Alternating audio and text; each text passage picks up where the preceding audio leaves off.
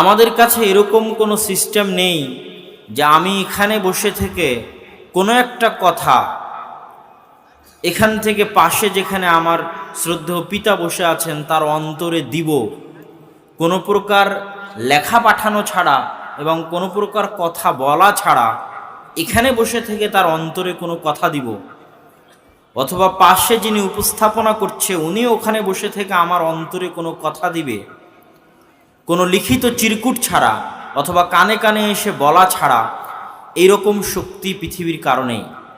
কিন্তু আল্লাহ সুবহানাহু ওয়া তাআলা এই শক্তি শয়তানকে দিয়েছেন।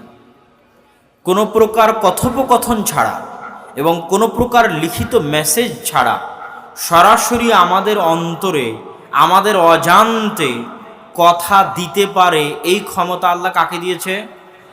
শয়তানকে। তার মানে শয়তানের কন্ট্রোল